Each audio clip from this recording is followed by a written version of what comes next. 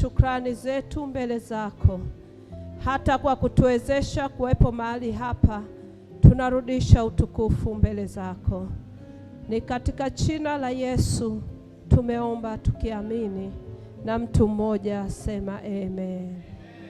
Pigie Bwana Yesu makofi. Ongeza makofi tena kwa Bwana. Alafu karibu kae taratibu kwenye kiti cha muujiza. Heshima na utukufu na sifa zote ni zako Bwana. Matendo yako ni ya ajabu. Ubarikiwe Baba, uhimidiwe. Wakati mwingine tunatamani kumwambia Mungu asante kwa kile ambacho anakifanya kwenye maisha yetu. Mara nyingine tunatamani kufanya mambo makubwa mbele za Bwana, lakini mara nyingine tunajihukumu, tunaona hatuwezi. Lakini bado kuna nafasi mbele za Bwana. Yes. Anaposema heshima na utukufu ni vyako, ukiimba kwa kumaanisha, kuna utukufu utashuka hapo ulipo. Heshima na utukufu na sifa zote ni zako Bwana. Matendo yako ni ya ajabu. Ubarikiwe Bwana, uhimidiwe. Unakuwa una kazi nyingi, unakosa muda hata wa maombi. Ukiomba unasikia kama unachoka, lakini mara nyingine mwambie Bwana tu, hata kwa nyimbo, hata kwa shukrani yako tu, kujitoa kutoka ndani. Mpe Mungu heshima na utukufu. Haigharimu muda, haigharimu chochote, ni kumwambia tu heshima na utukufu na sifa zote ni zako Bwana. Matendo yako o Yesu ni ya ajabu. Ubarikiwe Bwana, uhimidiwe. Ubarikiwe Bwana, uhimidiwe. Amekutunza barabarani, amekuepusha na ajali. Umefika mahali hapa, watoto wako wanaenda shule, wanarudi salama. Umekuwa hauna hela, umekata tamaa, lakini siku inapita, hujalala njaa, bado huyo ni Mungu. Lazima urudishe utukufu mbele zake. Leo tumekuja mbele za Bwana kwa ajili ya shukrani, kwa ajili ya mfungo wetu. Tumemaliza leo wa siku 40.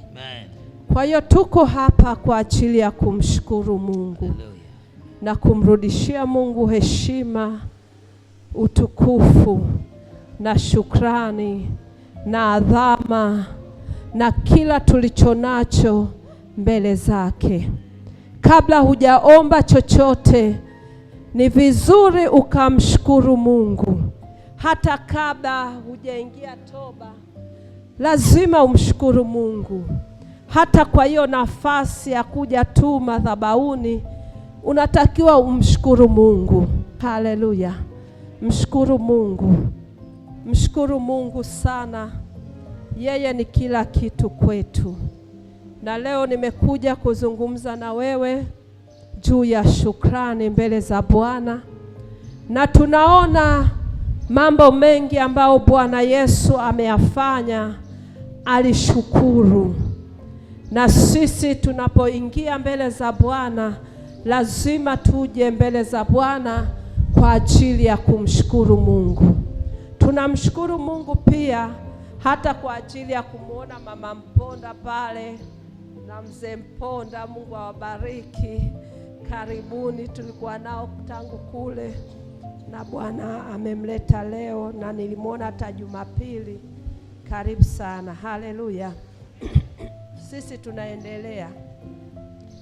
Nini maana ya kumshukuru Mungu? Maana ya kumshukuru Mungu ni kuonesha ishara ya kuridhika na jambo la wema alilolifanya Mungu. Maana ya kumshukuru Mungu ni kuonesha ishara ya kuridhika na jambo la wema alilolifanya Mungu. Ndio maana tunamshukuru Mungu kwa wema wake alioufanya kwenye maisha yetu. Hata Nuhu alipotoka kwenye safina, kitu cha kwanza alionyesha wema wa Mungu alioutenda wakati wakiwa kwenye safina, na hata walipotoka kwenye safina, kitu alichofanya, aliweza kumjengea Mungu madhabahu.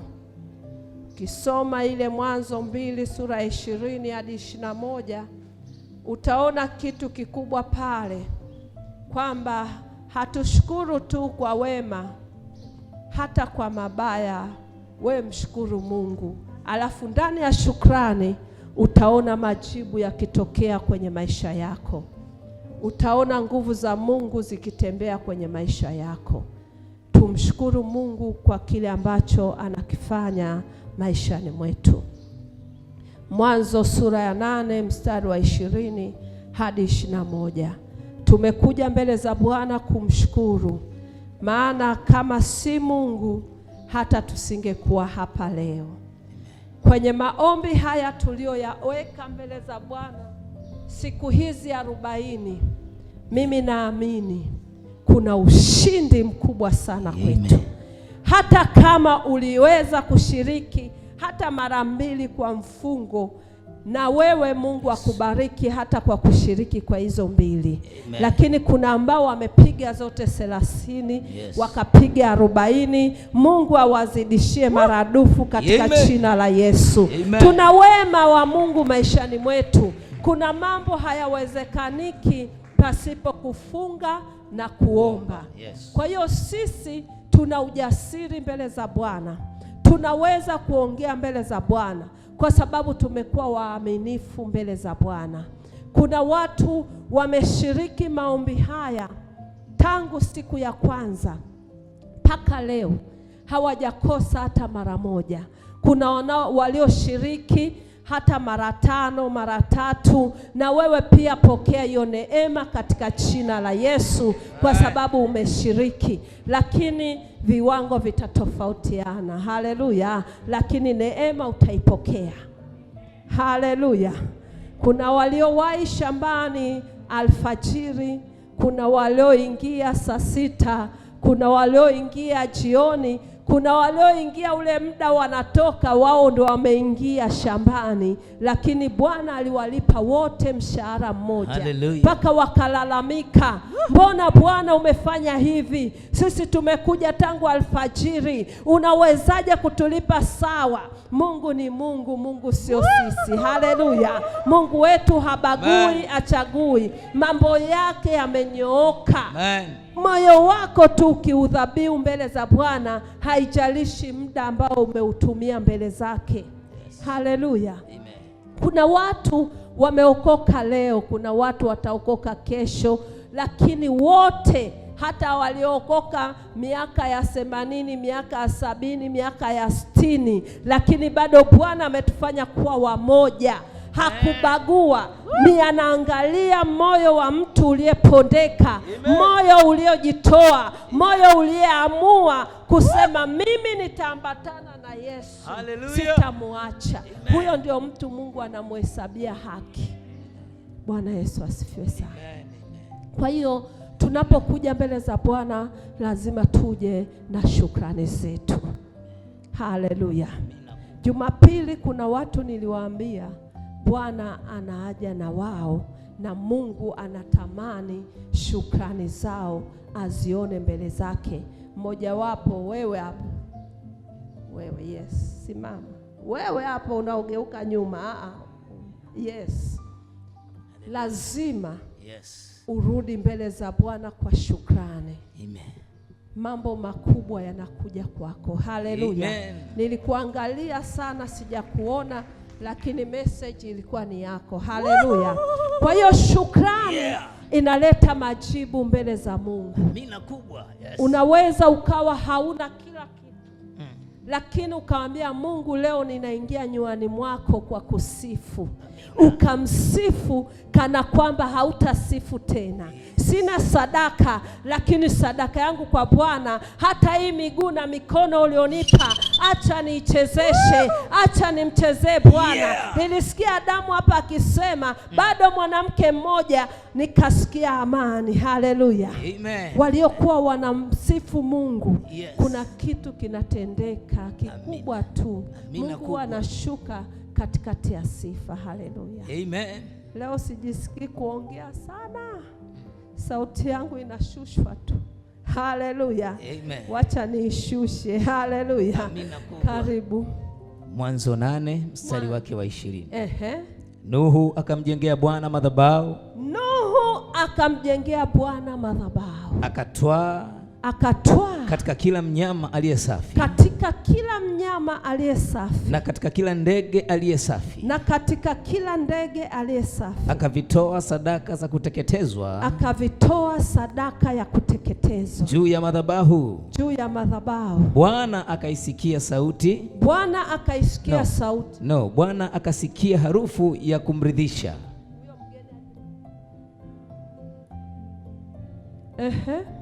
Mstari wa 21. Bwana akaiona, akaisikia harufu. Bwana akasikia harufu ya kumridhisha. Bwana akasema, moyoni, sitailani nchi tena. Sitailani nchi tena. Baada ya hayo, kwa sababu ya wanadamu. Kwa sababu ya mwanadamu. Sikiliza. Hii ni kama hadithi, lakini ni uhalisia. Tunairudisha katika ulimwengu wetu. Amen. Haikuwa rahisi kwa jinsi ilivyokuwa. Lakini tunaona imekuwa rahisi pale ambapo Nuhu alipotoa sadaka. Ile sadaka ni ya kumshukuru Mungu. Akajenga madhabahu. Alipojenga ile madhabahu, akamtolea Mungu sadaka ya kuchinjwa. Ya kuchinja. Akaweka kwenye madhabahu. Mungu akaisikia harufu nzuri ya ile sadaka. Je, sadaka zetu zina harufu mbele za Bwana? Haleluya. Maana kuna malaika mwenye chetezo ya dhahabu anakuja kila asubuhi alfajiri, anaangalia kwenye madhabahu kuna sadaka ya nani, ili aichukue aipeleke mbele za Bwana. Haleluya. Mungu akisikia ile harufu ya ile sadaka, Mungu anaridhika. Anasema ile harufu ilipofika mbele zake kwa ajili ya mwanadamu, Mungu akasema moyoni mwake ya kwamba sitaigarikisha tena dunia. Akaweka upinde ambao tunauonaga rainbow huku juu, ina rangi rangi. Haleluya. Ni kwa ajili ya nini? Agano. Na hilo agano lilikuwa ni agano la sadaka. Haleluya. Sasa tunaanza kuona kwamba kumbe sadaka tunazozitoa zina maana kubwa, zina majibu. Hazina majibu ya mtu mwingine, zina majibu kwa ajili yako na familia yako. Kile ambacho unatamani kwa ajili ya ile sadaka yako ya shukrani mbele za Mungu, ndicho Mungu anafanya. Haleluya. Haleluya. Haleluya. Kulikuwa na shida, kulikuwa na dhiki, kulikuwa na maafa. Dunia imekufa, dunia imeharibika. maji yalitapakaa, matope yametapakaa, lakini kwa sadaka ya mtu mmoja tu Mungu akagharikisha dunia. Akasema kuanzia leo, kwa sababu ya sadaka ya huyu mtu, sitahangaika tena na dunia, sitaigharikisha tena dunia, sitaleta tena maafa katika dunia. Leo tuko hapa kwa sababu ya mtu mmoja aliyejua namna ya kumshukuru Mungu, akajitoa. Haleluya! Hata wewe unaweza. Haleluya! Na ndio maana neno likasema, watu wangu walioitwa kwa jina langu wakijinyenyekeza, wakiomba, wakilia, wakinitazama mimi Mungu uso wangu, wakinitazama mimi Mungu niliyeumba mbingu na ardhi, wakinitazama mimi Mungu mwenye uweza wote, wakinitazama mimi Mungu mwenye nguvu ya kila kitu, ambaye nimeweka mbingu, nimeweka ardhi, hatuoni nguzo yoyote, lakini vitu vimesimama mahali pake. Tunatembea, tunaambiwa sayari inazunguka. Yamkini saa hizi tuko Marekani, lakini tuko hapa. Huyo ndiye Mungu ambaye anatutazama. Hawa watu wakijinyenyekeza, wakilia, wakiomba, mimi Mungu nitaitazama hiyo nchi. Sasa kama Mungu anaweza kutazama nchi, kwa nini Mungu asitazame ukoo wako? Kwa nini Mungu asiponye watoto wako? Kwa nini Mungu asiponye hiyo biashara? Kwa nini Mungu asikurudie wewe, kama tu utakubali kujinyenyekeza mbele zake? Haleluya! Watu tu hatujaelewa, lakini ashukuriwe Mungu anayetufundisha leo, tutaelewa. Nimefurahi kumwona mkurugenzi, Mungu akubariki. Haleluya. Amen. Ukiwaona watu kama hawa wako kwenye kazi zao mikoani, lakini akirudi lazima aje hapa. Yes. Ashuke kwenye mafuta ya hapa. Hallelujah. Ashuke miguuni pa baba yake. Na kuambia huyu mtu hawezi kuwa wa kawaida. Mke wake tunamuona kila mara, yes, anapeleka sadaka. Baba ametuma sadaka yako. Yes. Huyu ni Mungu. Shukrani kwa mtumishi wa Mungu. Shukrani kwa kuhani wako. Yeah. Leo watu wamepoteza ile neema. Wamesahau kwamba hata kuhani anayekuombea madhabahuni tunapaswa kumshukuru Mungu kwa ajili yake. Amen. Maana kuna mtu anahisi kama yuko hapa ni kwa neema tu. Kuna mtu amekushikilia kabisa. Ulikuwa udondoke, ni sawa uko shimoni, kuna mtu ameshika mkono anakuvuta ili utoke kule uliko. Kuna mtu amekwama mahali anatamani kutoka, lakini kuna mtu anakushika mkono, anakuvuta ili utoke pale uliko. Yes. Tukikumbuka hilo, na kuambia Mungu ataabudiwa. Mungu atakutendea makuu. Amen. Haleluya. Amen. Tunamuona historia ya Yusufu. Yusufu, wale watu wawili waliofungwa sehemu moja, mokaji na mnyweshaji. Mnyweshaji ameota ndoto, mwokaji ameota ndoto. Mioyo yao imefadhaika. Uso wao unaonyesha hauna raha, hauna amani. Kuna mtu wanaye pale ambaye ni kuhani. Hawakujua kwamba yeye analojibu kwa ajili yao. Haleluya. Amen. Tunadharau, lakini naomba kwa andiko hili tumkumbuke Mungu. Amina. Haleluya. Amen. Ukisoma ile Mwanzo 40. Yes. Mwanzo 40 ni mstari wa ngapi? Mwanzo 40 mstari wake wa 5. Wakaota ndoto wote wawili. Kila mtu ndoto yake usiku mmoja. Wakaota ndoto, kila mtu na ndoto yake. Yes. Usiku mmoja. Naongelea shukrani. Usiku mmoja wote wameota ndoto.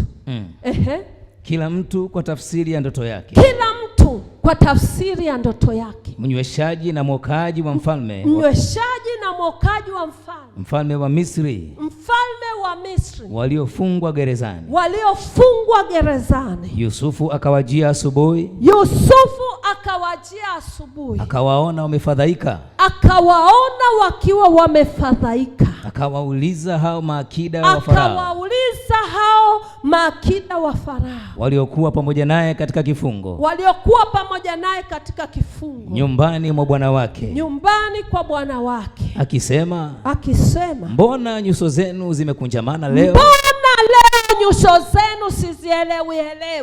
Mbona hampo kawaida nyinyi? Yusufu anawauliza, uso wenu umekunjamana leo. Wakamwambia, tumeota ndoto, wala hapana awezaye kuifasiri. Lakini hakuna yoyote anayeweza kufasiri ndoto zetu. Naomba Mungu akupe mtu sahihi. Amen. Ili aweze kufasiri ndoto yako. Amen. Katika jina la Yesu. Naomba Mungu akupe mtu ambaye anaweza kutamka tamko la nguvu kwa ajili ya maisha yako. Naomba Mungu akupe mtu, na huyo mtu ni Joakimu tu anayeweza kutamka kwa ajili ya maisha yako. Tamko ni la mtu mmoja. Haleluya. Amen. Baba wa kiroho. Amen.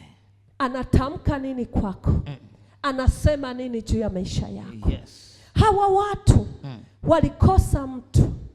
Haleluya. Amen. Lakini hawakujua wanaye mtu. Hallelujah. Unaweza ukawa hapa, kumbe uko kwenye neema ya ajabu. Una shida mbalimbali, hujajua kumtumia, lakini ukijua, nakwambia maisha yako lazima yabadilike. Amen. Haleluya. Amina kubwa. Haleluya. Amen. Wakina Mzee Veda kuna wakati walizalisha kuku wasio wa kawaida. Walikuwa wanauza kuku isivyo kawaida. Kwa nini? Tulikula mayai. Yes. Tulikula kuku. Haleluya. Amen. Alafu kuku wao ni watambala. Haleluya. Ni hawa wa kuku wa wiki 3 sio miezi 6. hao lakini ni watamu. Amen. Haleluya. Amina. Wanajua namna ya kuendea mji. Yes. Haleluya. Wajanja Mama Veda wanajua kuendea mji. Mlijua kuendea mji wa Joakimu. Na leo Bwana anazidi kuwasawisha. Haleluya. Amen. Kuna vitu watu wanalia kuku wanakufa. Wao wanasema wanakufaje? Kumbe wao wamejua namna ya kuendea mji. Haleluya. Walijua kushukuru. Haleluya. Watu wanasema kuku ufugaji huu unakesha macho. Wao wanasema mnakeshaje macho? Uzalishaji wa sasa hivi si wa kukesha. Amen. Haleluya. Kubali kufundishwa. Ili uweze kupata elimu. Wewe bado uko digitali, unaomba masaa 100, unaenda milimani huko, mwisho utapata huko mavitu ya ajabu. Nyoka alimjia mwanamke akiwa ametoka kwenye nafasi yake. Huko milimani huko. Wanarudigi wamechanganyikiwa. Nimeona, nimeoteshwa, sijui nimefanyaje. Akirudi kwenye huduma yake, anabadilisha mfumo mzima. Wakati hakuitiwa hilo. Haleluya. Amen. Yesu si alikuwa mlimani. Mjaribu si alimfuata mlimani. Kwani alimfuata wapi? Si alimfuata kwenye maombi kabisa. Tena maombi ya siku 40. Wewe maombi ya siku 5, siku 7, siku 21. Uko kule, mjaribu yuko huko anakufuata. Hapa tunao mlima wa Jesus Power Church. Njoo funga siku 3, njoo funga siku 7, njoo funga siku 21. Madhabahu iko hapa. Acha na mambo ya kwenda milimani. Amesema ufungapo au usalipo, ingia katika chumba chako cha ndani. Uombe kwa Baba yako aonaye sirini, naye atakujaza hapo. Hapo ulipo Mungu yupo. Hata chumbani kwako Mungu yuko. Kwako Mungu yupo. Hata unapooga Mungu anaweza kuzungumza. Hata unapopupu Mungu anaweza kuzungumza. Chochote unachofanya, popote ulipo, Mungu yupo. Mungu hayuko kwenye maporomoko kabisa. Mungu hayuko kwenye mapango. Mungu ameama viwango, wewe bado unakimbizana kwenye mapango, utakufia huko. Haleluya. Tumebadilisha mfumo. Amemwambia yule mwanamke kisimani, hamtaabudu tena kwenye mlima huu. Mtaabudu katika roho na katika kweli. Amen. Waache wakimbizane. Heti wanapiga picha selfie. Wako kwenye mapango. Wamevaa na bendera za Israeli. Mimi naona yani sijui, Mungu anisamee kama mnanisikia huko. Msinipige mawe, mimi naongea. Haleluya. Amen. Mungu hayuko kwenye bendera ya Israeli. Kabisa. Mungu yuko hapa ulipo. Amen. Mungu hayupo kwenye hizo vitu anavyovaa. Heti nikivaa bendera ya Israeli ndio mtakuwa mtakatifu? No. Heti nikivaa bendera ya nini, scarf, kuna upako unashuka. Yani namuonaga Mungu. Mungu hayuko kwenye hiyo bendera. Haleluya. Amen. Tunaye Mungu ndani yetu. Amina kubwa. Hamtaabudu kwenye mlima ule tena. Mtaniabudu mimi Mungu katika mioyo yenu, katika roho zenu, katika kweli yote. Haleluya. Hapa Mungu yupo. Nyumbani kwako Mungu yuko. Kazini kwako Mungu yuko. Kwenye biashara Mungu yuko. Hapa ulipo Mungu yuko. Inua mikono popote ulipo. Ukimwambia Mungu najua upo hapa. Kuonekania hapo. Amen. Haleluya. Amina. Tuache utoto. Mungu ameama. Amen. Hayuko huko. Tunaendana na maisha yanavyokwenda. Haleluya. Amen. Mnyweshaji anamweleza, tumeota ndoto, hakuna kutufasiria. Wamesahau, hawajui kwamba pale ndani yuko mtu mwenye kusudi. Hallelujah. Mimi ndio maana siwezi kukudharau wewe hata mara moja. Siwezi kukudharau. Maana sijui kesho nitaingia ofisini kwako. Wewe ndio ambaye ndio utanipokea pale immigration, utanipeleka mahali husika na nitahudumiwa vizuri sana. Wewe ni wa thamani mbele za Bwana. Unachotakiwa ni kumshukuru Mungu tu. Haleluya. Amen. Naweza nikahitaji nguo. Kuna siku na baba tunatafuta nguo ya Imelda. Tunakata kona, ingia duka moja hili hapa. Mtoto wetu wa Kirondo mwenye duka. Kuna watu hawasemagi mambo yao. Wewe utaona tu zaka, utaona sadaka, lakini mambo yake uyajue. Tumemfuma. Haleluya. Anatetemeka. Baba, mama, jamani, karibuni. Mimi ndo niko hapa. Baba asema, hamna shida. Sasa bora tununue hapa. Amen. Hebu shusha ile. Haleluya. Amen. Tufungie begani.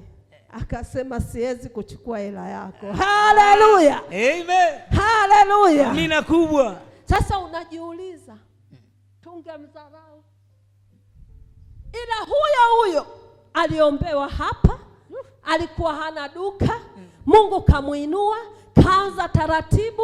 Ndugu yake alikuwa na pesa, akamuita kule, akamwambia njoo. Akaenda, akapewa mradi, akapewa zile vitendea kazi ndo nguo. Akaanza kusupply Kariakoo, ubarikiwe. Wakati ana supply, ndio Mungu akaachilia kipato.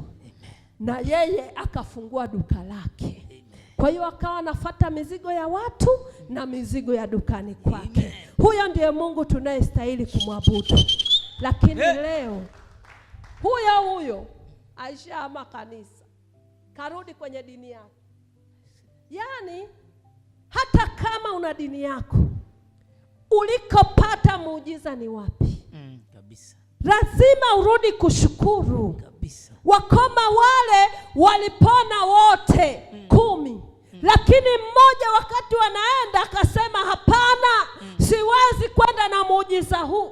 Kuna mtu alitutamkia turudi tukashukuru. Wale wakasema wewe tushapona, mimi sirudi bwana, tayari muujiza nilichokitaka nimekipata. Na kuambia yule akasema hapana, mimi narudi. Aliporudi, Biblia inasema Yesu akamuuliza, wako wapi wale kenda? Akasema sijui, lakini akapata favor. Akaambiwa wewe umepona tangu sasa. Amen. Wewe na ukoo wako na familia yako na kizazi chako, hakuna mkoma atakayetokea kwenye mji wako, hakuna, kwa sababu umekumbuka kumshukuru Mungu. Leo kuna watu mnaponywa mkienda bila kurudisha shukrani. Kuna siku utashangaa unaenda tena, tayari unarudi tena, baba, halo baba, nani? Maana mpaka anakusahau ulipoponywa, ulipopokea, ulipopata, hukurudi kurudisha shukrani. Baba, Bwana Yesu asifiwe, mimi ni Roda. Shalom baba. Oh, shalom mwanangu, unasemaje Roda? Baba, namshukuru Mungu, lakini ninaumwa nini, naomba uniombee. Baba wa watu anauliza, hivi siku ile ulivyokuja nikuombee ilikuwaje? Baba, Mungu alifanya. Baada ya kufanya, nisamee baba, unajua nilikuwa bize, mambo ni mengi. Nakwambia mna mambo mengi, lakini chunga sana. Haleluya. Shukrani na majibu, shukrani na maongezeko. Amen. Shukrani na mazidisho. Amen. Shukrani na utele. Amen. Shukrani inaleta favor. Amen. Popote ulipo, ukimshukuru Mungu, ukijua kushukuru, kuna muujiza. Amen. Pendo yule pale, kuna wakati anapotea lakini anakumbuka kurudi shukrani. Amina kabisa. Anakumbuka nyumbani. Pamoja na kwamba kuna mahali alikuwa kiongozi, lakini unaona mpaka akasema mi Bwana nakosa amani kule, nataka kukaa hapa. Baba akamwambia Mungu tu mwenyewe tu. Haleluya. Hatuna shinikizo. Amen. Lakini unajisikiaje? Amani unayoipata unaipata wapi? Na je, tangu Bwana amekutendea umefanya nini kwa Bwana? Haleluya. Amen. Nilikuwa namwangalia baba Jumapili kwenye vazi jeupe. Nyie hamjui tu, kuna vitu Mungu ananisemesha. Amen. Alafu na waangalia watu tulionao, nasema laiti wangelijua haya mafuta, wangeyaheshimu haya mafuta. Amen. Hata mpaka mwishoni alisema hii suti nilovaa, Mungu ambariki, akamezea, atakuja tu kutuambia, lakini aliyofanya yale, hilo neno tu la shukrani. Waza yule aliyonunua, waza wakati anahubiri hapa, Mungu anamtendea nini yule ambaye amenunua?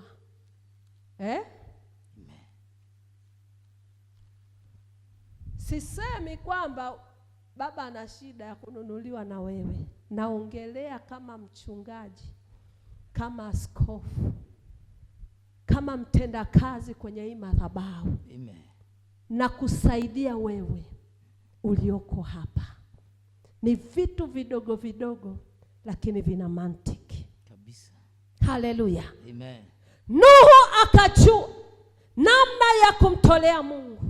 Harufu ilipofika mbele za Bwana, Mungu akasema sitaigarikisha tena nchi, sitaigarikisha tena dunia, na sasa naweka agano. Akaweka upinde. Leo tuko hapa, hakuna maafa. Haleluya. Amen. Lazima tumshukuru Mungu. Hapa ndio Pentagoni yetu. Hapa ndiko Mungu aliko. Hapa ndipo Mungu aliko. Thank you, Lord. Hapa ndiko Golgotha yako. Amen. Hapa. Amen. Haleluya. Amen. Hapa ndiko pale kwenye ile bustani. Amen. Haleluya. Hapa ndiko unakopiga magoti, Mungu anakukumbuka. Amen. Haleluya. Amen. Tunaona jinsi hawa watu wameota ndoto, wamesahau ndoto. Sio wamesahau, hawana wa kuwafasiria. Anatamani mtu wa kuzungumza. Hapo ndio mtu lazima atambue kwamba kila mtu anamhitaji mtu kwenye maisha yake. Amen. Haleluya. Amina. Ndio maana wewe uko kwenye hiyo ofisi, kuna mtu wako wa juu anayekuongoza wewe, anayekupa maelekezo, anayekupa mshahara, anayekupa jinsi gani ufanye kazi. Ukiingia ofisini, yes, lazima umuone yeye. Amen. Bila yeye hakuna kazi. Amen. Hivyo hivyo mbele za Mungu. Yes. Tunaye oda ya mtu mahali hapa. Amen. Anachosema juu yetu ndio huyo anayetulipa sisi mishahara. Amen. Mshahara wa kwanza ni neno analolitamka kwako. Amen. Huo ni mshahara tosha wa mazidisho kwenye maisha yako. Amen. Haleluya. Amen. Sema wakamwambia, tumeota ndoto wala hapana awezaye kuifasiri. Yusufu akawaambia, kufasiri si kazi ya Mungu? Tafadhali mniambie. Mnyweshaji mkuu akamhadithia Yusufu ndoto yake, akamwambia, katika ndoto yangu nimeota uko mzabibu mbele yangu, na katika mzabibu mlikuwa na matawi matatu, nao ulikuwa kana unamea unachanua maua. Vishada vyake vikatoa zabibu zilizoiva, na kikombe cha Farao kilikuwa mkononi mwangu. Nikazitwaa zabibu, nikazikamua katika kikombe cha Farao, nikampa Farao kikombe mkononi mwake.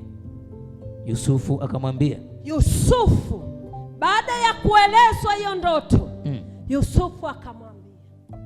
Tafsiri yake ndio hii. Tafsiri yake ndio hii. Matawi matatu ni siku tatu. Ni siku tatu. Baada ya siku tatu, Farao atakiinua kichwa chako. Atakurudisha katika kazi yako. Nawe utampa Farao kikombe mkononi mwako. Mwake. Kama desturi ya kwanza. Kama ulivyokuwa ukifanya mwanzo. Ulipokuwa mnyweshaji wake. Ulipokuwa pale unatenda kazi yako. Ila unikumbuke mimi. Sikiliza. Yusufu baada tu ya kumfasiria akamwambia, unikumbuke mimi. Utakapopata mema, utakapopata neema, ukanifanyie fadhili. Na kuomba. Ukanitaje kwa Farao. Na kunitoa katika nyumba hii. Na unitoe hapa. Haleluya. Amen. Huyu mnyweshaji anaambiwa na Yusufu kwamba nimeshakutafasiria. Sasa naingia kwenye maombi ya siku tatu kwa ajili yako. Amen. Ili ifika hiyo siku na Farao akiinua kichwa chako, utoke humu gerezani. Lakini kwa sharti moja tu, ukifika kwa Farao unao authorize kwake, kwa sababu upo karibu naye, unammiminia, unaongea naye, anakupa kitu anachohitaji. Ukifika pale unitaje. Haleluya. Unikumbuke mimi. Amen. Haleluya. Amina kubwa sana. Watu wengi tunafanyiwa mambo makubwa, lakini tumesahau. Tunasahau kurudisha shukrani mbele za Bwana. Tunasahau. Haleluya. Amen. Tunafanyiwa matendo makubwa na Mungu, lakini tunasahau. Kuna watu tulikuwa kule chini, walikuwa wanakuja na magongo, wanaondoka wanatembea kabisa. Wanasahau, hawarudi tena. Wakipigwa huko ndo wanarudi tena. Alafu wakifanikiwa wanaondoka mazima, hawarudi. Ndio kama huyu mnyweshaji ameambiwa anikumbuke, lakini alipoondoka siku ya tatu, Yusufu amekaa kwenye maombi. Mungu amemkumbuka mnyweshaji. Mara mfalme anafika, anaitwa yule mnyweshaji, anarudishwa kwenye kazi yake sawa na neno la Yusufu. Lakini alipofika pale, akalewa madaraka, akalewa kumwona mfalme, akaendelea kufanya kazi yake, akasahau. Wakati ilikuwa siku ile ya 3 aliyorudishwa kazini, ndio siku ambao walikuwa wanakuliwa. Ukaingia ndani yako. Amen. Umesahau. Ulikuwa yani ulikuwa na pressure. Mimi mwenyewe huwa nakumbuka nilikuwa na pressure.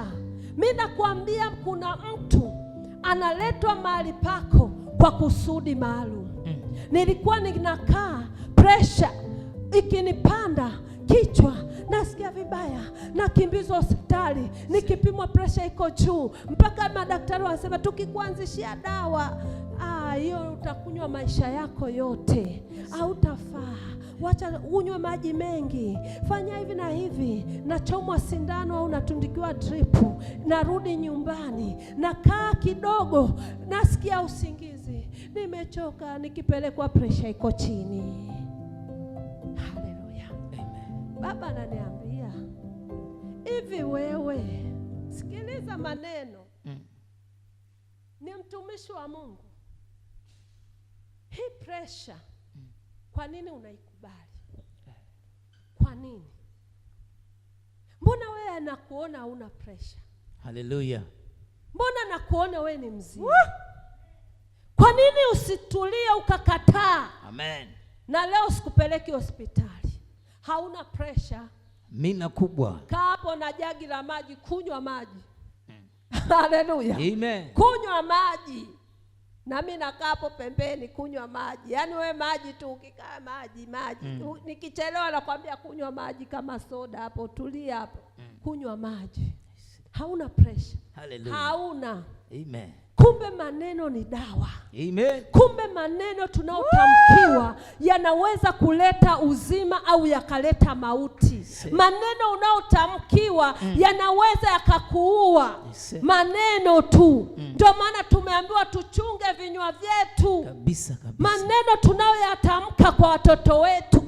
Wewe ni nzi, wewe ni paka, wewe ni shetani, lione hili toto linaniuzi, li shetani kabisa. Wewe mtoto ni mbwa, mtoto ni wako. Muone malaya mkubwa wewe, mtoto wako malaya. Kesho akikujia amevaa chupi na brazia, anashushwa kwenye gari, amebeba chupa ya konyagi, amelewa, anakuja, mama nifungulie. Unakumbuka maneno uliyomtamkia. Tunapona leo kwa jina la Yesu. Amina kubwa sana. Yusufu anamwambia unikumbuke. Yes. Maneno yale yalifanyika dawa. Amen. Nikikaa nasikia usingizi, anajua tayari huyu ni wa hospitali. Nakwambia haumwi, hauna cha pressure wewe. Mpaka nikawa namchukia, unataka nife. Akasema haufi na haumwi. Amina kubwa. Hebu inuka, kafanya kazi zako tu. Wewe jitume, fanya kitu unachotaka sasa. Yes. Naamka, naenda jikoni, sielewi, napika kahawa, na kunywa, narudi, nazunguka. Anasema haumwi. Yaani neno ni moja, haumwi. Na hospitali uendi. Amen. Yaani huo mlango utoki hapa, haumwi. Amen. Ile neno, nikisikia ile hali, yale maneno yananijia. Hallelujah. Hauna pressure. Amen. Hauna chochote, kaa hapa. Naacha kwenda hospitali. Amen. Taratibu. Ile hali sijui iliendaga wapi, na ipotelee huko kwa jina la Yesu. Amen. Maneno. Yusufu anamwambia unikumbuke. Ukifika kwa Farao, naomba unitaje ili unitoe hapa. Yes. Hapa pamenichosha. Jamaa aliporudi nafasi yake, akasahau. Shukrani ina nguvu, lakini Mungu mwenyewe akamkumbuka. Amen. fanya kitu kwa mfalme mwenyewe. Mfalme ameota ndoto, anahangaika, hakuna wa kumtafasiria. Ndoto ile imemfadhaisha, moyo wake unaenda mbio. Mfalme anatamani kusikia saa hiyo hiyo maana ya hiyo ndoto.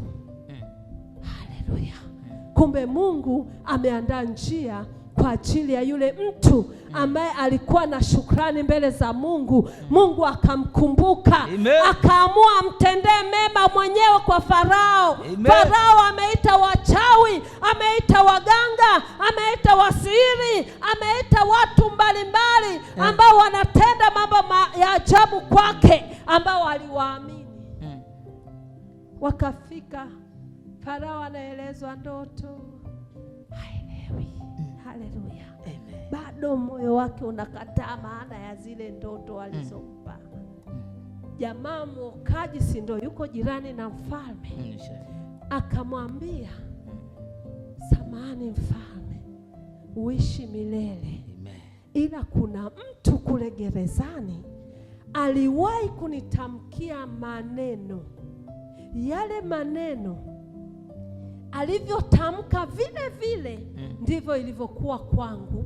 Na siku ya 3 nilirudi kwako mfalme na nikaendelea na kazi yangu. Lakini huyo anaweza akakueleza maana halisi ya hiyo ndoto, kwa sababu nimegundua huyo mtu si mtu wa kawaida. Mfalme hapo hapo akasema, acha, kimbieni haraka sana mkamleta huyo mtu. Akanyolewa nywele, akavalishwa mavazi mazuri, akapelekwa kwa mfalme akiwa ananukia. Yule aliyekuwa gerezani akaja kwa mfalme, akamwambia mfalme, uishi milele. Mimi ni Yusufu uliyenitupa gerezani wakati mke wako aliponitamkia.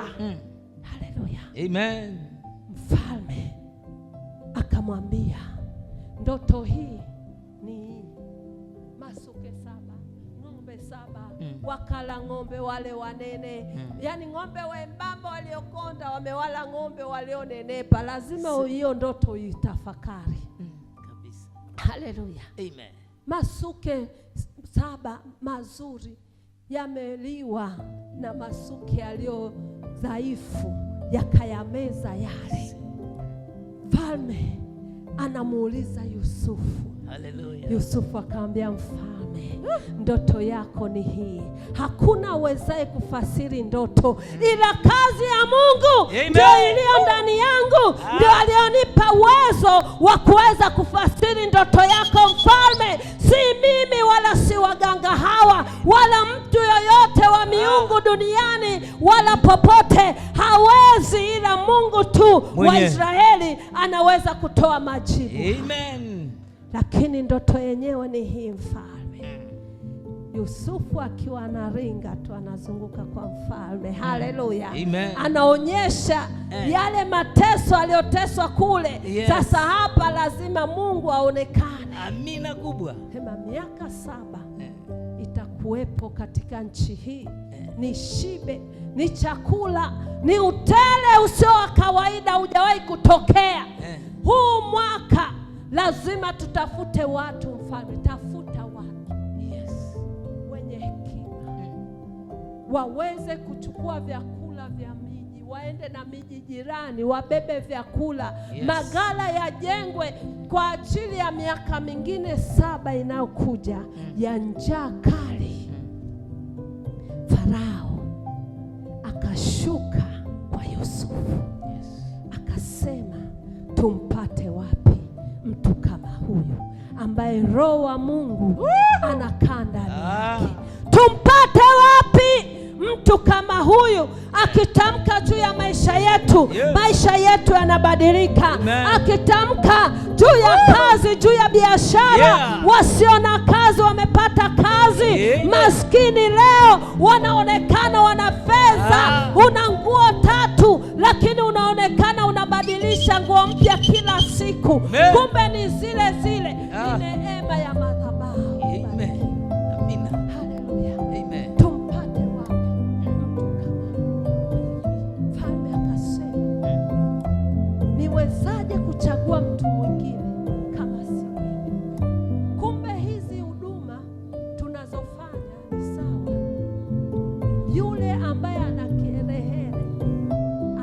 ameonekana mbele za Mungu, ameamua, amejikita sawasawa. Kila ibada yuko, kila mahali yuko. Awe ana dhambi ana dhambi, lakini madhabahuni yupo. Ndio anapewaga vipaumbele. Amina. Haleluya. Amina. Akasema sioni haja ya kuchagua mtu mwingine. Wewe ndio utasimama. Amen. Kwenye mji wangu. Amen. Kwenye ikulu yangu. Wewe ndio utakuwa mkuu. Hakikisha chakula kinakusanywa, hakikisha utafanya utakavyo. Amina kubwa. Haleluya. Amen. Mtu aliyejua kushukuru, Mungu anamuonekania. Amen. Yusufu hakumtukana mfalme. Hakuwahi kulalamika kwamba umenitupa huku gerezani. Unajua mimi huyu mama tu ndo alikuwa amenitaka kwa nguvu. Hakuhangaika. Akajua ninaye mtetezi wangu. Mtetezi wangu yu hai. Yeye atanitetea. Yeye atanipigania. Yeye ndiye shahidi wangu mwaminifu. Mina kubwa. Tatizo tunarudi tu kidunia, kwa sababu kuna mambo tunaona hayawezekaniki, lakini mimi naamini kwa Mungu yote yanawezekana. Haleluya. Amen. Shukrani. Ukimwangalia Nabali, ukisoma ile Samueli wa kwanza sura ya 25 kuanzia mstari wa 25, wakati Daudi amelinda ule msitu muda mrefu, alafu Nabali alikuwa ana kundi la ng'ombe, kondoo, mbuzi wale. Wakati Daudi yuko kule amejificha, alikuwa akiwachunga wale kondoo wa Nabali. Wakawaambia hata wasimamizi wao, nyinyi msijali, hapa Daudi anasimama, hawa wanyama wenu hawatapata dhara lolote. Lakini siku moja Daudi aliporudi kutoka alikotoka, akawaambia watu wale, wafanyakazi wake, wale wanajeshi wake, ya kwamba sasa nendeni kwa Nabali, kwa sababu chakula kimeisha, mkamwambie hatupe chakula. Haleluya. Haleluya. Lakini cha ajabu, pamoja na kuelezwa kwamba hakuna kondoo wako aliyeliwa, hakuna mnyama wako aliyepotea, hakuna chochote cha kwako kilichoingia kwenye shida, wala hakuna jambazi aliyoingia kwenye mji wako, Nabali aliwafukuza wale watu. Akaambia, huyo Daudi ni nani mpaka mimi nijitoe kwa ajili yake? Ni nani huyu? Haleluya. Akadharau, akaona ya nini, akaondoka. Wale wafanyakazi wa Daudi wakaondoka, wakamweleza Daudi. Daudi akasema, huyu anijui.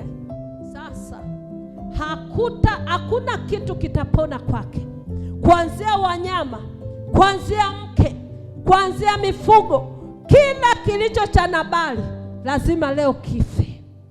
Ghafla kuna mwanamke mwema na vijana aliishi nao vizuri, wakakimbia wakamwambia, mume wako kitu amefanya ni cha ajabu. Daudi ametuma watu wanataka vitu, mume wako amewaondosha.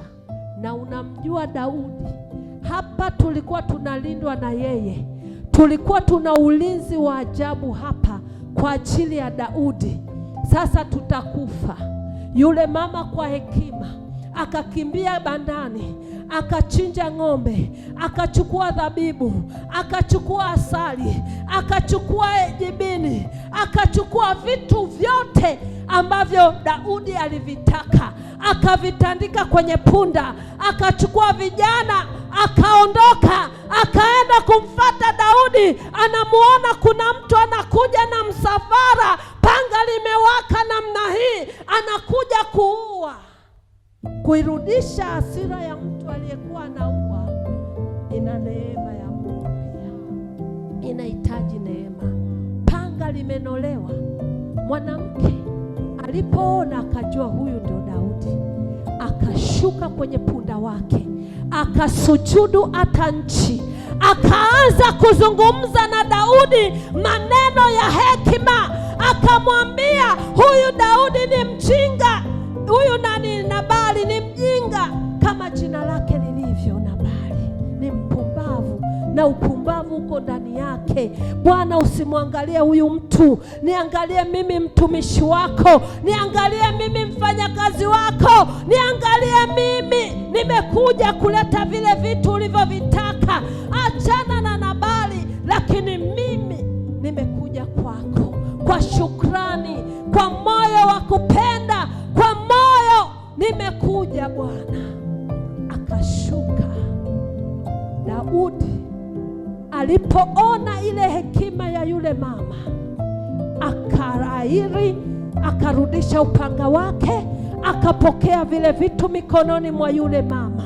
Kuna nguvu katika kumshukuru Mungu. Chochote ulichopata ukigawana na Mungu, Mungu lazima atarudisha kwako maradufu. Ni kweli hatujaona neema, ni kweli hatujaona wema wa Mungu, ni kweli hujaona huo utajiri uliotabiriwa, lakini utajiri unakuja tu kwa ajili ya shukrani. Ndio maana tuko hapa. Maombi tuliyoomba, tumekuja mbele za Mungu kumshukuru. Na Jumapili inabidi tuandae sadaka zetu, tumwambie Bwana kwa maombi yetu yale 10, na haya maombi tuliyoomba tumejikonekti na hii sadaka yangu ya shukrani.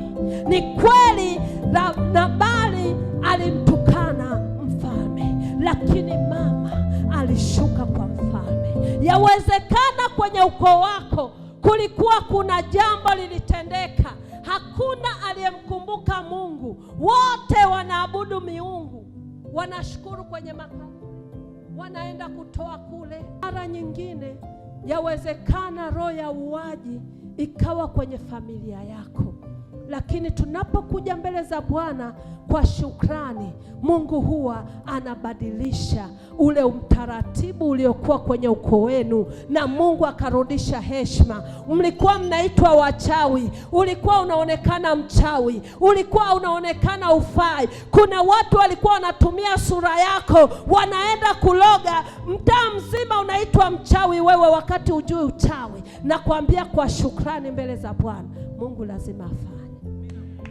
Ilikuwa shukrani, haikuwa kitu kingine. Mungu anatamani tuje mbele zake kwa shukrani. Shukrani ina majibu mbele za Mungu, hakuna kingine, ni shukrani. Haleluya! Mwanamke akasababisha muujiza kwenye nyumba yake.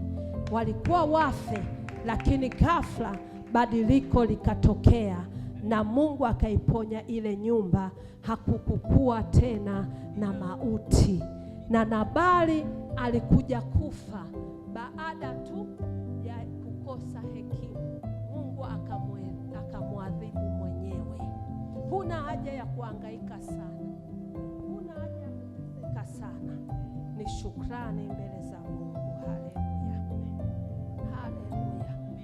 Haleluya, haleluya, haleluya, haleluya. Nabali akafa, na yule mama aliposhuka kwa mtumishi wa Mungu Daudi, alikuja kuwa mkewe na Daudi. Shukrani mbele za Mungu ikaleta majibu. Nimalize na kile kitabu cha Kutoka 2:16. Kutoka 2 mstari wa 16.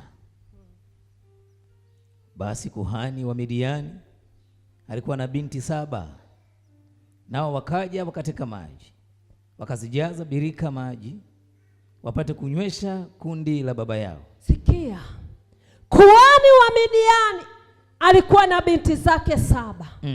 Hao binti walikuwa hakuna mwanaume pale, wote ni wanawake.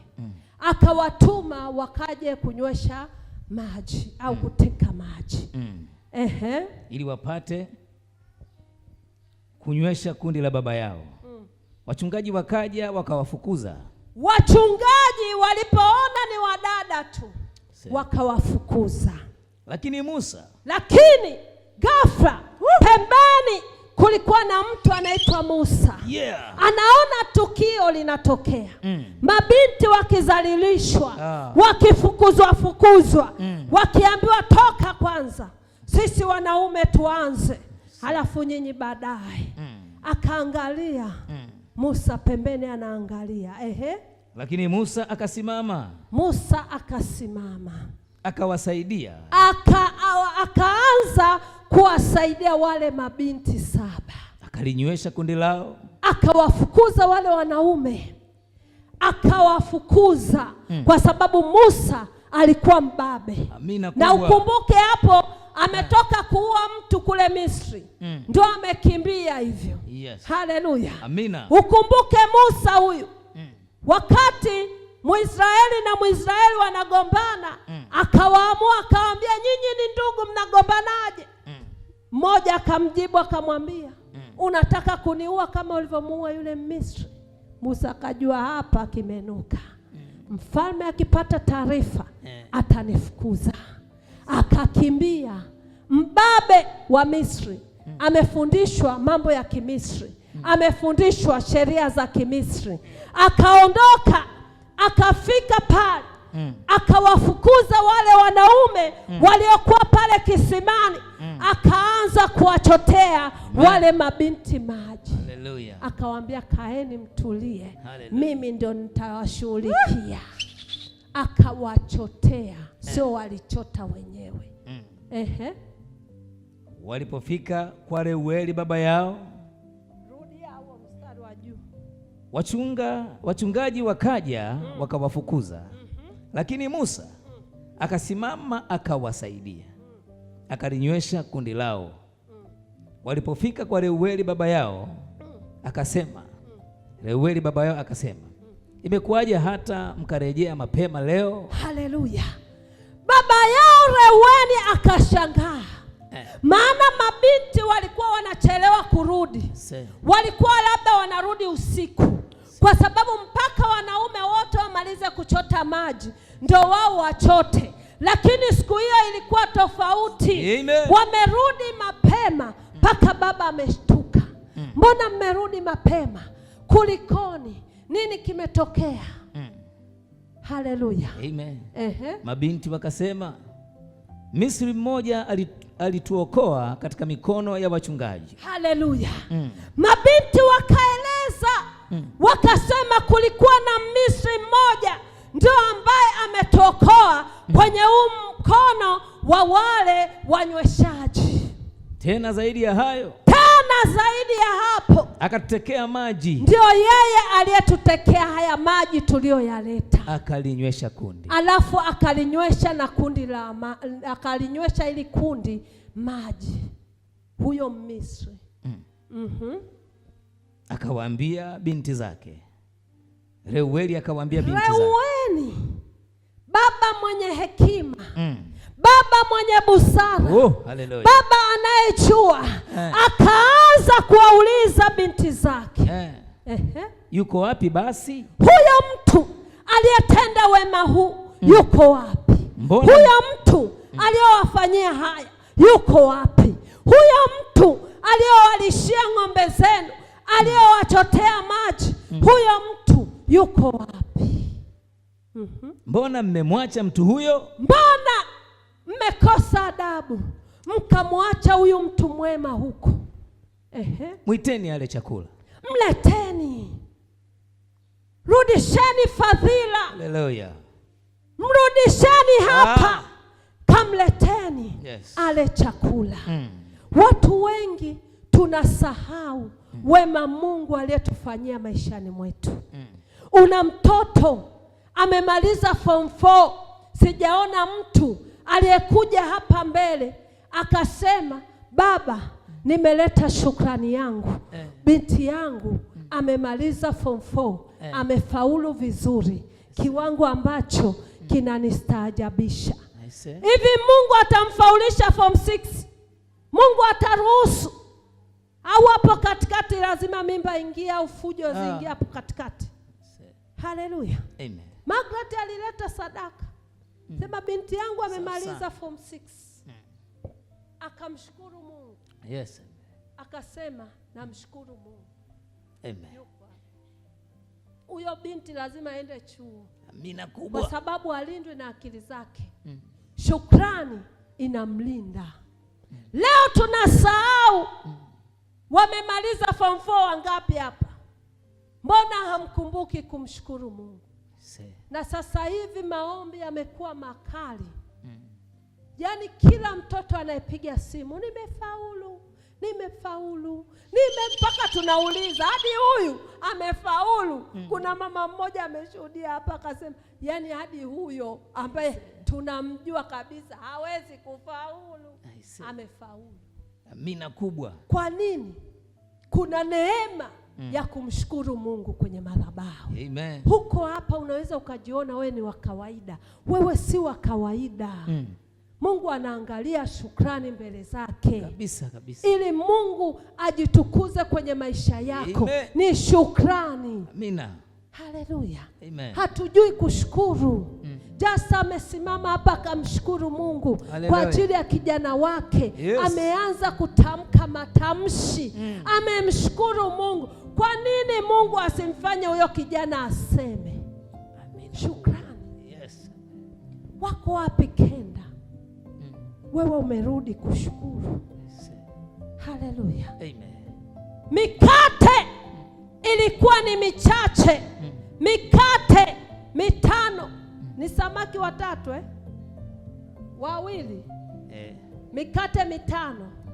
Ikalisha watu 5,000. Wanaume bila wanawake, bila watoto. Ni nguvu ya kushukuru. Haikuwa nguvu ingine. Ni shukrani. Aliinua tu ile mikate. Akasema, Baba ninakushukuru. Thank you, Jesus. Kwa sababu ya riziki hii. Alipoishusha, alipoanza kuigawa hapa, maisha ya watu walikula, wakanywa, na vikabaki vikaokotwa makenda ya 7, makenda 12 yakakusanywa siku hiyo. Shukrani inaleta mazidisho. Inaleta maongezeko. Umekula Januari to Disemba, lakini hujawahi kumwambia Mungu asante. Nasema asante. Nasema asante. Nasema asante, ewe Mungu wangu. Shukrani ina nguvu. Haleluya. Shukrani mbele za Bwana. Walikula wakasaza. Yohana kufufuka kwake, Yesu kila alipofanya mambo magumu, mambo ambayo kwa wanadamu tukiyaona ni mazito, hakwenda kumwamsha mtu hivi hivi. Alishukuru. Amen. Alisema liondoeni jiwe. Lilipoondolewa jiwe, ndipo alipoinua mikono yake mbinguni. Akasema, Baba ninakushukuru. Kwa sababu siku zote unanisikia. Akapaza sauti, akaita Lazaro, njoo huku nje. Akatoka yule aliyezikwa, yule aliyenuka siku 4 kaburini. Watu wamekata tamaa, watu wameona haifai. Shukrani inaweza kurudisha. Yule aliye paralyze, amelala kitandani miaka 3, hamna tumaini tena, mmeshamchoka, ameshaonekana ni maiti, ananuka. Huyo ndiye Mungu anamwangalia. Amen. Anasema pamoja na amelala kitandani ataamka. Amina kubwa. Shukrani. Shukuruni kwa kila jambo. Shukuruni Bwana kwa kuwa ni mwema, kwa maana fadhili zake ni za milele. Watu wanaimba waelewi. Shukrani ina majibu, inaleta matokeo. Amen. Akasema, akanyoosha macho, akalia kwa sauti kuu, akamwita tu Lazaro, njoo huku. Akatoka Lazaro amefungwa sana, miguu, mikono, leso, akasema mfungueni, mwacheni aende zake. Amen. Shukrani ina majibu. Ni Bwana Mbele za Bwana kuwa Mungu akaonekana. Haleluya. Ukisoma kile kitabu cha Esta 6. Yes. Nisomee kidogo tumalize. Ezra 6. Mungu wetu ni wa ajabu sana. Unaweza ukaona kama nakuhadisia au kama nahubiri tu. Jaribu uone. Fanya mbele za Bwana uone kitu Mungu atafanya. Mungu anatenda jamani. Mungu anatisha jamani. Haleluya. Ezra 6. Tumetabiriwa. Yes. Tumeambiwa huu ni mwaka wa baraka. Amen. Hakikisha ili baraka ziwe juu yako binti yangu. Yeah. Hakikisha unakuja na shukrani mbele za Bwana. Ina kubwa sana. Unaleta sadaka yako. Unamwambia Mungu, hii sadaka ninaomba uniinulie. Kama hujaolewa mwambie Mungu, nataka mume hawe hivi. Kama umeolewa na mume wako umwelewi, sadaka yako itamkie, na kuambia sadaka ina majibu. Amina kubwa sana. Yeah. Haleluya. Amen. Majibu. Siku 3 Mordekai na Esta walipokubaliana kufunga na kuomba kwa ajili ya Wayahudi wote, kwa ajili ya Shushani ngomeni, wakaingia kwenye maombi ya nadhiri mbele za Bwana. Wakaungana kumwambia adui yao kinachoendelea. Wao walishuka. Ni kweli taarifa imetoka ya kwamba nimeathirika. Ni kweli taarifa imetoka ya kwamba nina pressure. Ni kweli taarifa imetoka ya kwamba una dalili za kansa. Ni kweli taarifa imetoka. Hii dalili ni dalili ya kuparalyze. Ni kweli dalili imetoka ya kwamba una dalili ya diski kujumba. Unachotakiwa kufanya ni kuingia mbele za Bwana. Amen. Haleluya. Mina kubwa. Taarifa imeshatoka. Wengi mmepokea taarifa tayari kwamba tayari taa zimewaka. Tayari umeshaanza dozi. Kila siku kidonge. Kila siku kidonge. Ukikosa kidonge, tumaini linapungua. Umeshaweka tumaini lako kwenye vidonge. Hivi nikuulize swali. Kama tunaweza kumwamini daktari na vipimo vyake na kuamini zile dawa kwamba zinaongeza siku za kuishi. Kama tunaamini hizo taarifa, kwa nini hatuamini kwamba Mungu anaweza kukuponya? Kwa nini hatuamini? Kama tunaamini kuna malaria na taarifa ya daktari amesema una malaria, unatumia dozi na unaamini kwenye hizi dawa nikinywa nitapona, imani na tumaini tumeweka wapi? Mahali moyo wako ulipo ndipo na hazina yako ilipo. Ni kweli familia yenu ilikuwa inapenda waganga, na wewe umewahi kuwa unakimbizwa kwa waganga, na wewe umekuja kwenye maisha yako umezoea taarifa kwamba tutakuwa tunaenda kwa waganga, na wewe umepeleka watoto wako kwa waganga, na watoto wa watoto wako wamemwamini mganga kuliko kitu chochote. Kama tumemwamini mganga, kwa nini hatumwamini Mungu? Yeye ambaye ametushindia kifo na mauti. Yeye aliyelipa gharama kwa ajili ya uhai wetu. Yeye aliposema imekwisha, pazia la hekalu likapasuka vipande viwili katikati.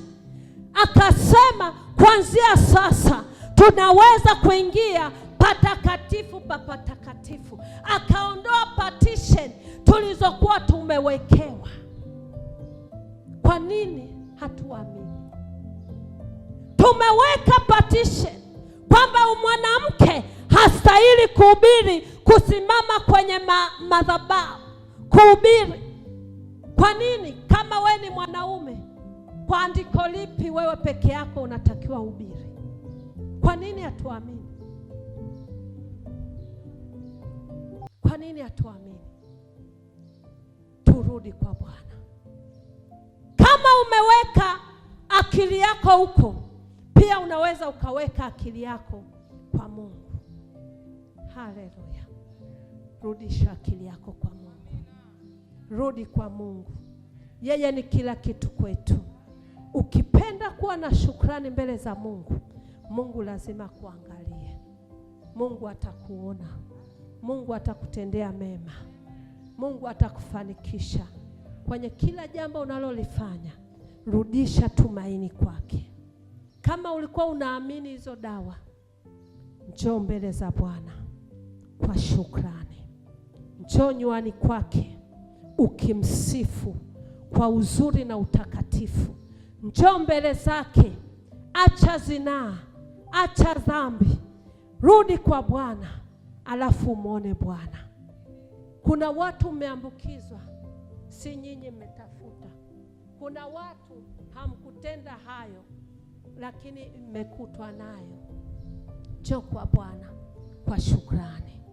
Mungu anaheshimu shukrani. Shuka mbele za Bwana kwa shukrani, utamwona Mungu. Tunaposema leo tunamshukuru Mungu kwa ajili ya maombi haya, tunapohitimisha saa 11, amini ya kwamba kuna jambo linakwenda kutendeka kwenye maisha yako. Mshukuru Bwana kwa siku, kwa mwezi, kwa wiki, kwa miaka. Mshukuru Bwana. Mwambie Bwana, ninakushukuru. Sadaka unayotoa ifanye kwa shukrani mbele za Bwana. Bado tuko Februari. Ni mapema sana. Mwambie Bwana, ninakushukuru kwa matendo makuu. Tumeona shukrani kwa watu wengi. Hata Zaburi inasema mshukuruni Mungu. Haleluya. Tunatakiwa tumshukuru Mungu. Hakuna chochote unaweza kufanikiwa bila shukrani mbele za Bwana. Tunatakiwa tumshukuru Mungu. Na leo tutamshukuru Mungu kwa matendo makuu anayotutendea kwenye maisha yetu. Zaburi ya 50 mstari wa 26. Zaburi ya 50 mstari wa 26. Amen. Zaburi ya 50 mstari wake wa 23. Atoaye dhabihu za kushukuru ndiye atakayenitukuza, naye autengenezaye mwenendo wake itamwonyesha wokovu wangu. Amen. Rudia, hajasikia mzee. Zaburi ya 50:23 inasema atoaye dhabihu za kushukuru, atoaye dhabihu za kushukuru ndiye atakayenitukuza. Weka koma.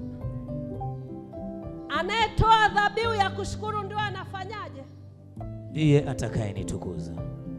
Atoaye dhabihu, sema wewe, atoaye dhabihu za kushukuru ndiye atakayenitukuza. Sasa wangapi mnamtukuza Mungu kwa dhabihu zenu? Tuko hapa, kumbe hatumtukuzi Mungu chochote, kwa sababu hatutoi dhabihu mbele za Bwana. Tunalima, tunakula wenyewe, tumeisahau madhabahu. Tuna kuku, tunafuga, tumesahau kuleta dhabihu mbele za Bwana, malimbuko mbele za Bwana. Tunaona ni sadaka tu za kawaida. Sio kawaida. Mungu ili alinde mali zako, analinda kwa sadaka yako. Mungu ili alinde uhai wako, analinda kwa sadaka yako. Mungu ili akulinde utokapo na uingiapo. Anaangalia umempa nini kabisa. Atoae dhabihu za shukrani mbele zake, huyo ndiye anayeabudu katika roho na kweli. Amen. Ndio maana yake hiyo kabisa. Tuko hapa hatuna chochote mbele za Bwana, ni tunamwimbia tu Mungu kwa kelele. Zaburi 107 mstari wa kwanza na wa pili. Amen. Zaburi 107 mstari wa kwanza. Mshukuruni Bwana kwa herufi kubwa, kwa kuwa ni mwema. Mshukuruni Bwana kwa kuwa ni mwema, kwa maana fadhili zake ni za milele. Kwa maana fadhili zake ni za milele. Na waseme hivi, wale waliokombolewa na Bwana, wale aliowakomboa na mkono wa mtesi, akawakusanya kutoka nchi zote, mashariki na magharibi, kaskazini na kusini. Walitangatanga jangwani, katika nyika na nyika, katika njia ya nyika. Hawakuona maji, hawakuona mji wa kukaa. Waliona njaa, waliona na kiu. Tusomee huo mstari wa kwanza, tusome wote, tuitike wote. Amen. Hebu soma, warudie. Mshukuruni Bwana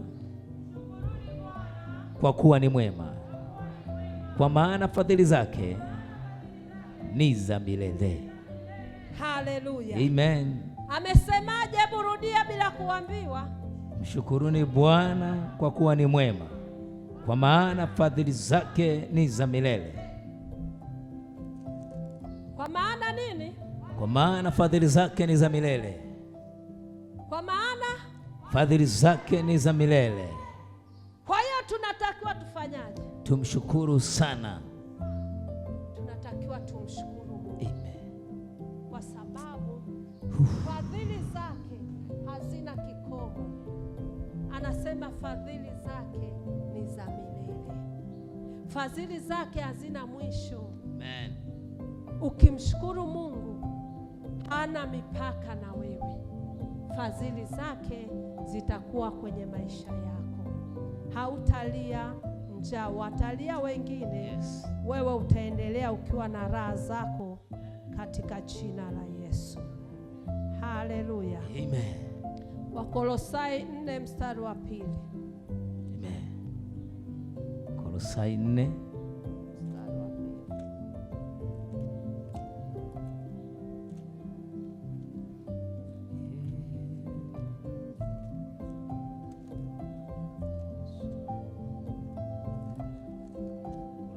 mstari wake wa 2, nayo imeandikwa, dumuni sana katika kuomba. Dumuni sana katika kuomba. Mkikesha katika kuomba huku. Mkikesha katika kuomba. Mkikesha katika kuomba huku na shukrani. Haleluya. Amen. Dumuni sana. Amen. Katika kuomba. Kabisa. Dumuni sana katika kuomba. Sio kuomba tu. Akasema na nini? Katika kuomba huku na shukrani. Rudieni wote kusoma. Dumuni sana katika kuomba. Mkikesha katika kuomba huku na shukrani. Haleluya. Amen. Sijasema mimi. Amesema dumuni sana katika kuomba. Katika huko mkiwa katika kufunga, mkiwa katika kukesha. Thank you, Jesus. Na mkija huku muwe na shukrani mbele za Mungu. Bwana Yesu asifiwe. Amen. Tunatakiwa tumshukuru Mungu. Mara nyingine unaweza tu kufanya shukrani kwa Mungu kwa matendo makuu anayoitendea familia yenu. Kuna watu wana mama na baba wako hai. Kama tu umeshindwa kuwatunza wao, unaweza kumshukuru Mungu. Kama umeshindwa kuwatunza wao, unaweza kumtunza baba yako wa kiroho. Yaani baba yako na mama yako hata uwathamini. Yaani umeshafika mjini, wewe ni wa mjini. Hata simu yake ukimwona tayari anaomba hela.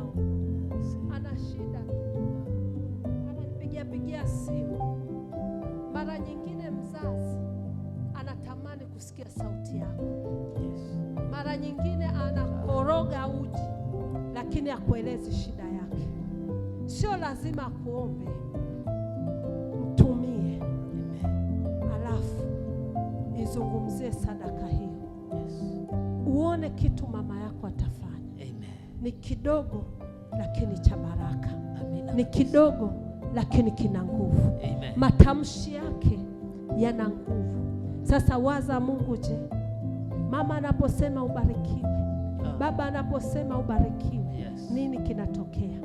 Kuna matokeo katika baraka ya wazazi na baraka ya Mungu.